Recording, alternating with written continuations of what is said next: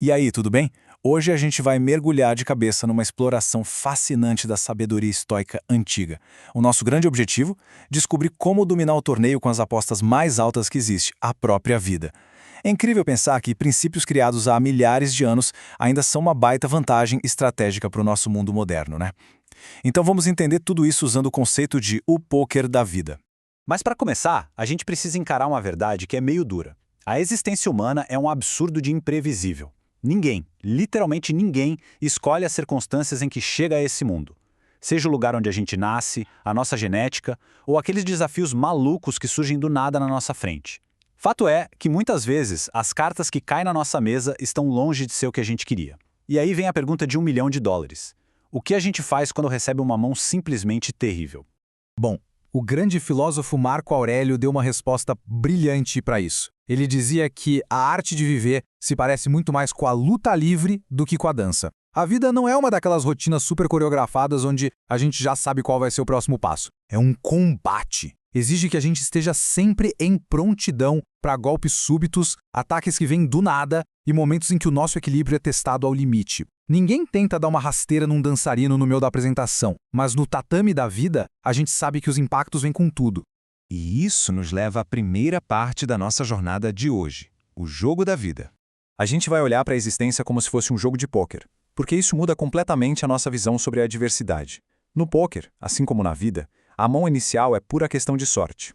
A base dessa filosofia estoica reconhece algo que, na verdade, liberta a gente. As circunstâncias externas simplesmente não estão sob o nosso controle. É igualzinho a receber cartas aleatórias de um dealer. Ficar morrendo de raiva do baralho não vai mudar os naipes que estão na nossa mão. O acaso dita o jogo. E entender isso é o primeiro passo para não virar refém da própria sorte.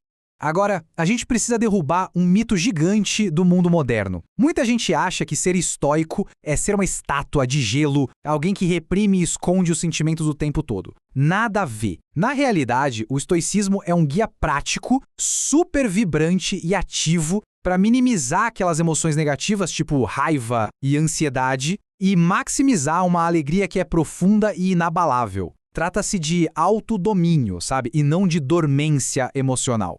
O que nos traz a nossa segunda parte, as cartas do destino.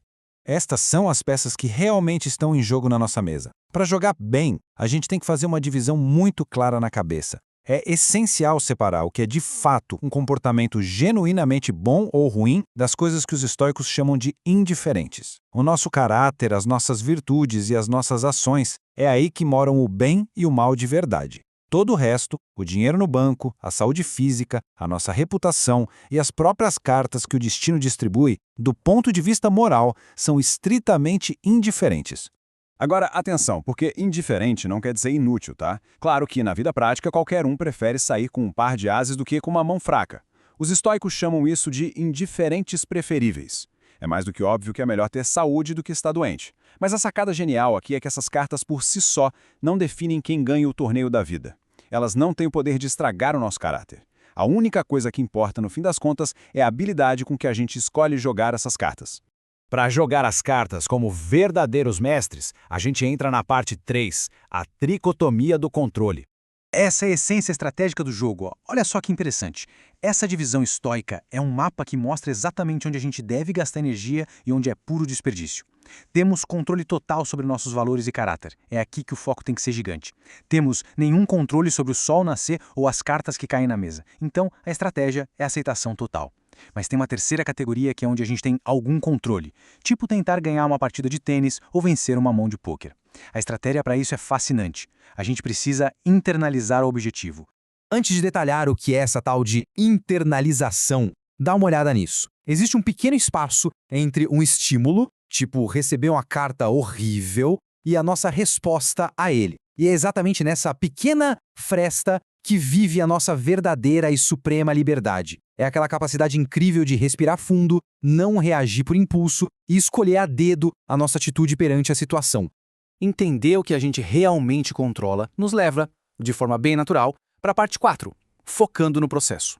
Lembra da ideia de internalizar o objetivo? É aqui que a mágica acontece de verdade. Quando a gente internaliza as nossas metas, o foco deixa de ser o resultado externo, ou seja, tentar ganhar a montanha de fichas, e passa a ser um processo totalmente interno, que é o de jogar a mão da maneira mais perfeita e estratégica possível. Ao fazer isso, a gente blinda a nossa paz mental, porque aí o sucesso deixa de depender das loucuras da sorte e passa a depender 100% do nosso próprio esforço. Para deixar isso mais claro, imagine a figura de um arqueiro estoico. Pensa no seguinte: assim como um jogador de pôquer que aposta tudo quando a estatística está a favor dele, o arqueiro foca toda a atenção em executar um movimento perfeito.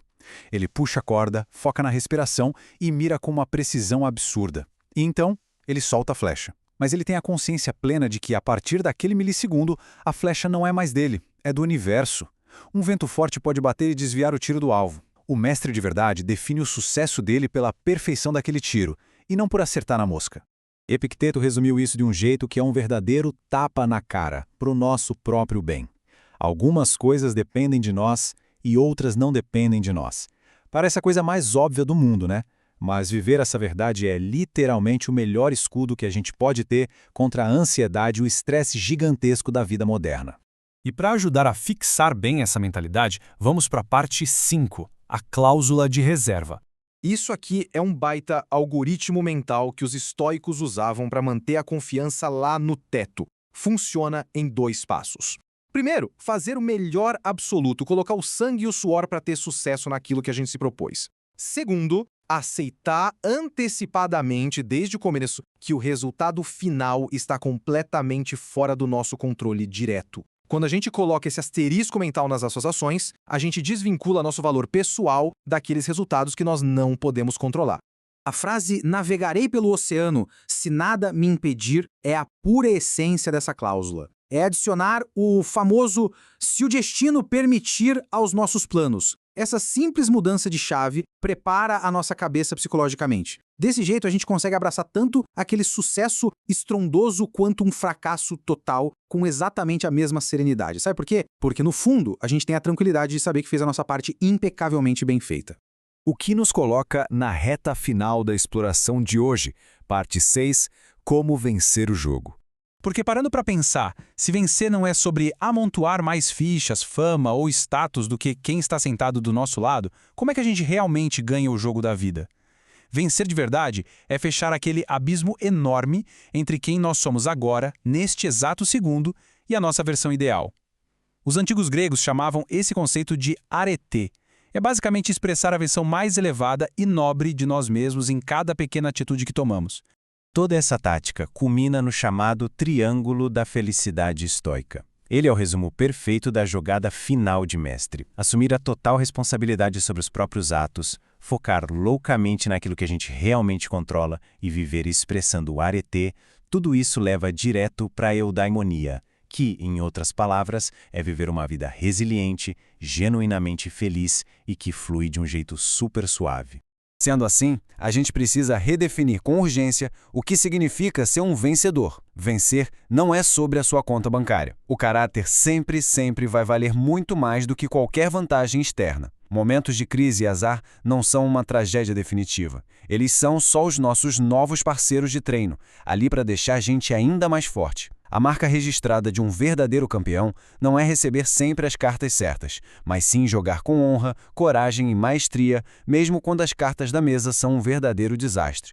E para fechar a nossa exploração, fica aqui uma reflexão daquelas. Enquanto o dealer embaralha o baralho e as cartas são distribuídas para a próxima rodada das nossas vidas, a grande escolha ainda é totalmente nossa. Vamos deixar a pura sorte ditar a nossa paz de espírito e a nossa felicidade? Ou vamos de fato pegar as rédeas e assumir o controle absoluto de como a gente joga a nossa mão? Pensa nisso.